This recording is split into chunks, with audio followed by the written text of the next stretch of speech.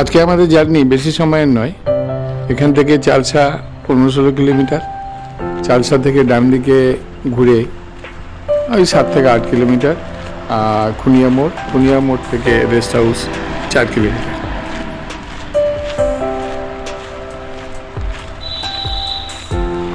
যাত্রাপ্রসাদ নামে এক গন্ডার ছিল। ওই গন্ডার মারা যাওয়ার পরে এই গেটের নামকরণ করা হয় যাত্রাপ্রসাদ, এবং সেই যাত্রাপ্রসাদের স্মৃতিতে এই মূর্তি স্থাপন করা হয়। এটা সেই যাত্রাপ্রসাদের মূর্তি। আমরা যখন এইদিকে আসি, এখানকার লোকজন যখন গাড়িতে যাওয়া আসা করে, যাত্রাপ্রসাদের স্মৃতি অনন্তকাল অমলিন হয়ে থাকে।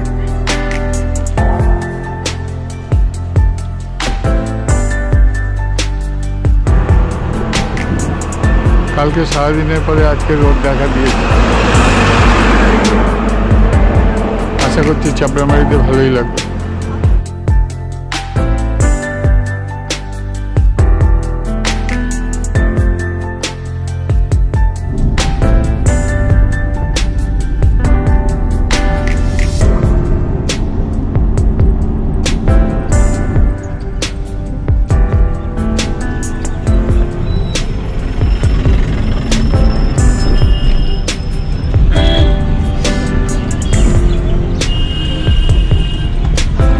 আমরা এখন চালসা মোড়ে পৌঁছে গেছি। এখান থেকে বাম দিকে গেলে মালবাজার পাবো, আর ডান দিকে গেলে আমাদের খুনিয়া মোড়। ওই দিকেই আমরা এখন যাব।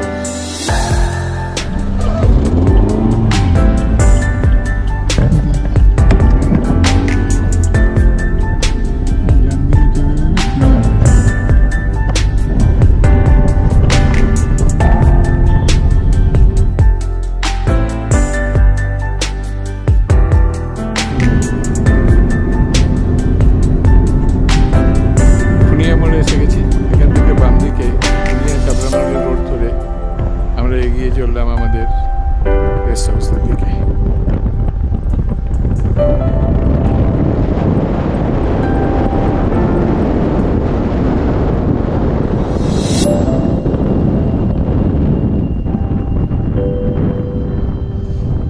চাপড়ামারি রেলওয়ে স্টেশনটা খুব কাছাকাছি। আমরা রেল গেটটা ক্রস করে এগিয়ে চললাম। অ্যাকচুয়ালি এই রেলগেটটা ক্রস করে আমরা যে রাস্তা দিয়ে যাচ্ছি, এই রাস্তাতেই আমরা ঝালং যাব। আমরা কিছুটা গিয়ে তারপরে বাম দিকে আমাদের চাপড়ামারি ফরেস্টে ঢুকব।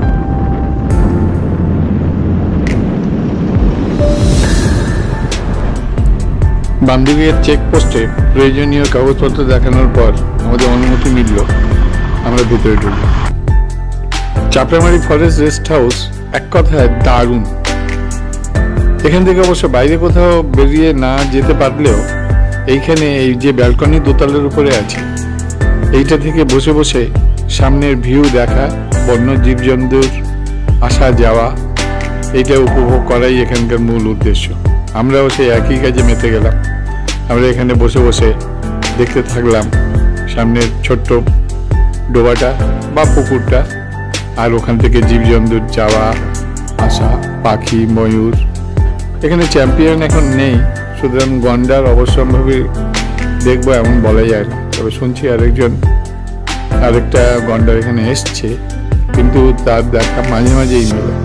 চ্যাম্পিয়ন এখানে কিছুক্ষণ সময় থাকতো, আবার কিছুক্ষণ সময় গরুমারা ফরেস্টেও চলে যেত।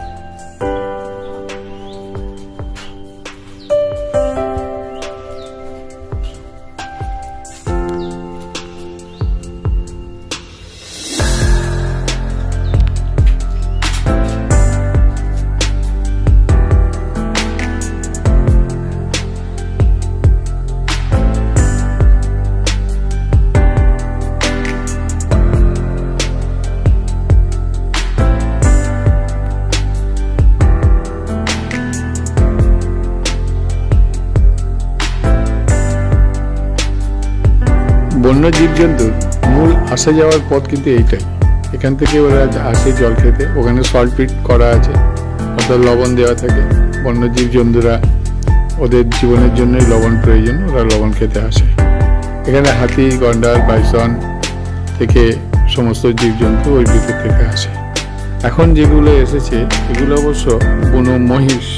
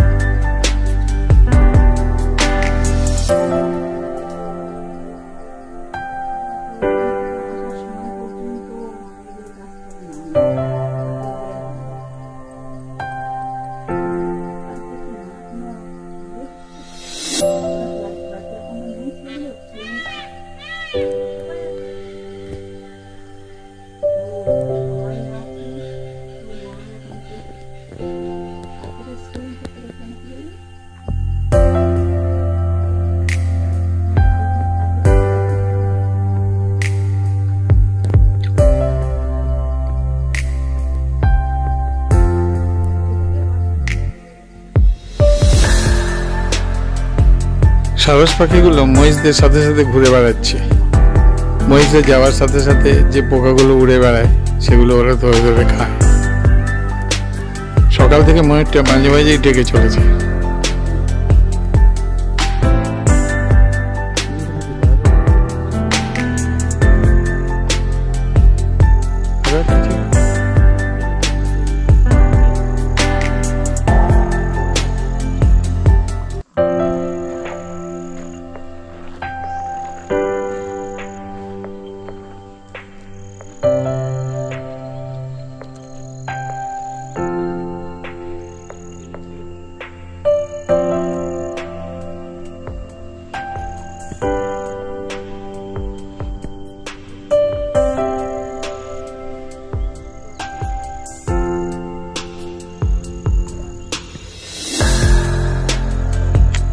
চাপড়ামাটি টাওয়ারটা ভারী সুন্দর দেখতে। এখানে কখনো গেলে নিচের ওই সাপ আর পাখিটাকে দেখতে ভুলবেন না। দোতলা, তিনতলা সব জায়গাতেই বসার জায়গা আছে। এর উপর থেকে যদি দেখা যায় তাহলে কিন্তু আরো সুন্দর দেখতে লাগে।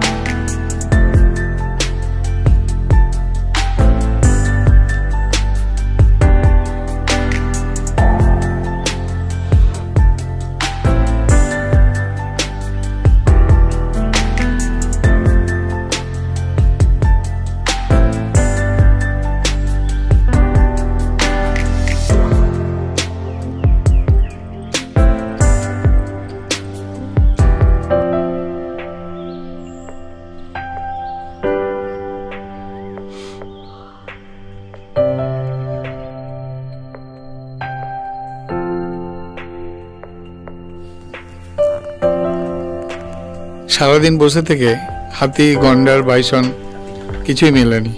অবশ্য আশা করে আসিনি যে গেলেই বন্যজন্তুরা এসে ফটোশ্যুট করার মধ্যে আমাদের ক্যামেরার সামনে এসে ধরা দেবে, কিন্তু আমাদের ভাগ্য সুপ্রসন্ন। তাই হঠাৎ বিকালের দিকে দেখলাম এক গজ মহারাজ ধীরে ধীরে এগিয়ে ভিতরে আসছেন আমাদের দেখা দেওয়ার জন্য।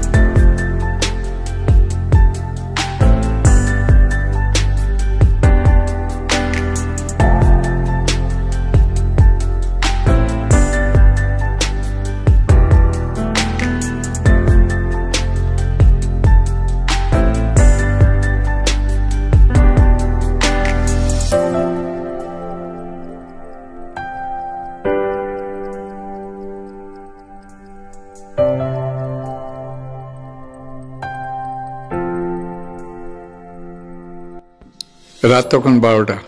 আমরা অতন্দ্র প্রহরীর মতো বারান্দায় বসেছিলাম, বিনিদ্র রজনী যাপন করছি। হঠাৎ জঙ্গল ভাঙার শব্দ, আমরা সচকিত হয়ে গেলাম। টর্চ নিয়ে এগিয়ে গেলাম পিছনের দিকটায়।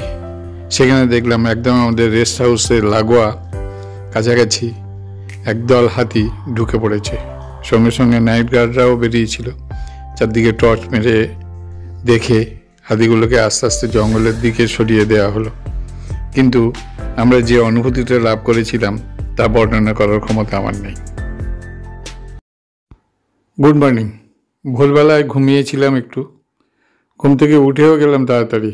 কাল রাত্রে তার মানে ঘুমটা খুব কম হয়েছে, কিন্তু তাতেও কোনো আক্ষেপ নেই। কারণ কাল রাত্রে ডিনার পর্যন্ত আমরা যে অবস্থায় ছিলাম, তারপরে যে এমন কিছু ঘটনা ঘটবে তা আমরা ভাবিনি। আমরা ডিনারের পরে যাত্রীতে বসেছিলাম এবং যে হাতিগুলো এসেছিল সে কথা ভাবলেও এখন আমরা রোমাঞ্চিত হই।